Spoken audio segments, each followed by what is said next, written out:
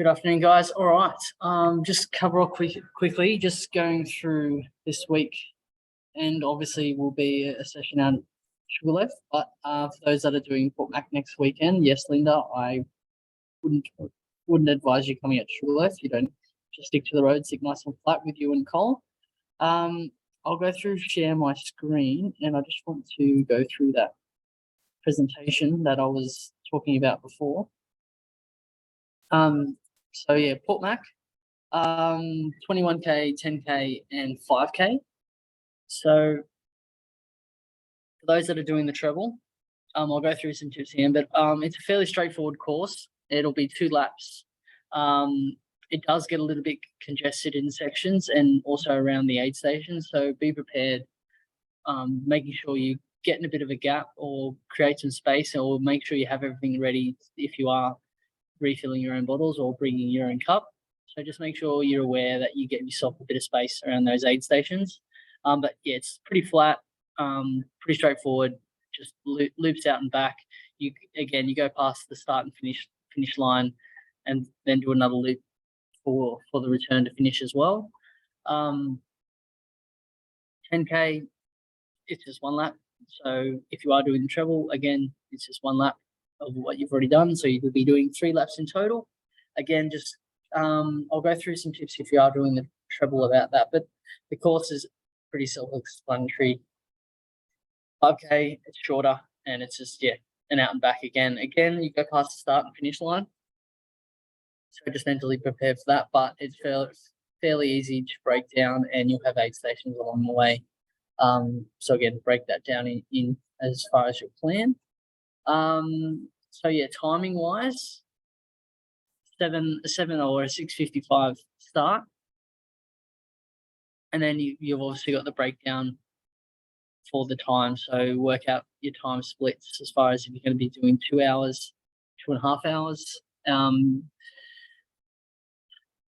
Then yeah, obviously be prepared before the 10K starts. So basically, it is going to be hot and humid. It is very humid at Port Mac, so be prepared to make sure you're replenishing your electrolytes and staying hydrated. So make sure you are hydrated before you start the race. So make sure the day before, you are getting fluid in. Just again, drink first. Don't need to overload, and then pacing it. So make sure you do use the 21K as the starting point for the treble. So don't want to be trying to break a PB, so to speak, in that half marathon and then blow up for the 10 and the 5. So just make sure you're running at a nice hard pace, but something again you'll be able to maintain at, say, like a marathon pace for an option. Probably, yeah, if you aim for your marathon, then that way you'll be able to narrow it down and step it down as you go into the 10K and 5K. Again, just if you are going to be out there for a little bit longer, it might be advised to run with your running pack, just so you can get more fluid in and you'll have more fluid available. And then again, you won't have to slow down at the aid stations as well when just carrying those. Obviously, you're going to be a little bit heavier, but otherwise having a Solomon handheld or having a collapsible cup. But yeah, having a pack or a handheld drink will just give you a bit more time to get hydration, electrolytes in. If you're going to be using a gel, you might need 2 gels for the half marathon, a gel for the 10K, and then the 5K you probably won't need a gel, but as long as you're getting the electrolytes.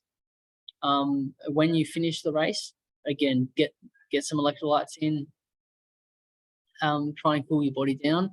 Don't sit down for too long. You don't want to stiffen up. You want to keep moving around, but just do what you can to cool your body temperature down, bring yourself down, and get replenished with your electrolytes and your hydration.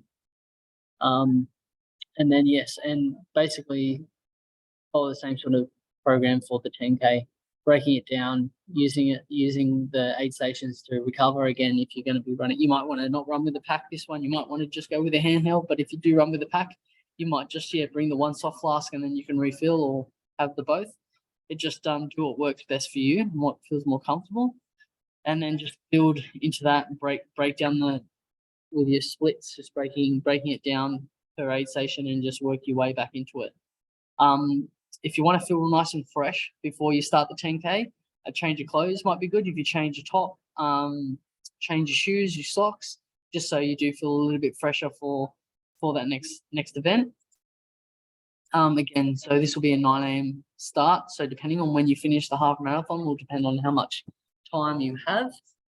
But again, if you are going to be starting in that 10:09, etc., don't stress. Obviously, you're going to be doing the best you can anyway. So just just remember to reset after that half marathon to 10K. You're not rushed. Make sure you get refueled, rehydrated, change your clothes. Just try and cool your body down and freshen up. Yes, and the 10K event. So again, just use your chews. If you're having a gel, you might need 2 gels each 5K, and then just break it down that way. And yeah, obviously 5K, all you got left is 5K. That's all you got to think about, 5K. So yeah, again, same method as far as from the 10K to 5K, just cool your body down. Don't sit down for too long. Just try and change your shoes, change your socks if you want to, change your top again, just so you're nice and fresh. But yeah, most importantly, just make sure you are replacing your electrolytes and fluids. And again, so again, same thing, 5K, it's just a park run. A couple of little tips, again, just we'll work out some goals, pacing. So again, not going out too hard in the 21K. Like I said, just sort of maybe even aim for your marathon pace, and then you can start kicking it down. Your 10K, you might be trying to go close to your 10K pace, it might be sort of 15K pace, and then the 5K is just trying to treat it like a park run and just try and get it done. And as I was mentioning about your running pack, so that could be an option, rotating your soft flasks. Have at your aid station, you'll be able to have, at your checkpoint, you'll be able to have a bag. So have your bag, like your Tailwind or your Fixed Nutrition, whatever you're using, have that in your bag ready to go. So you can just swap over the flask, or you can just ready to have that handheld ready to go. So you just be prepared, have everything all set, the change of clothes, the shoes, some wipes to cool your body down if you've got ice, leaving ice in your bag, so you can have an ice towel around your neck, or some ice in your fresh water bottle, that sort of thing. So just try and be planned and organized in your little bag at your checkpoint. And yeah, having some like Band-Aids, Body Glide, Vaseline to avoid if you are suffering any chafe. So yeah, just be prepared to have some of those medical, like Band-Aids or Body Glide, whatever you're going to use. Yeah, that's basically it, guys. So it's next weekend. So again, just use this weekend as your last sort of longish sort of run, and then we'll go through next week into a bit of taper and get up to Port Mac. But that's pretty much it for Port Mac, guys. So I will post this on the group. But yeah, just enjoy and have fun. But yeah, reach out if you have any more questions. But that's how I would sort of approach that treble, for instance. Just sort of starting at marathon pace and working your way down. But hydration and replacing your electrolytes is the key. All right, thanks, guys.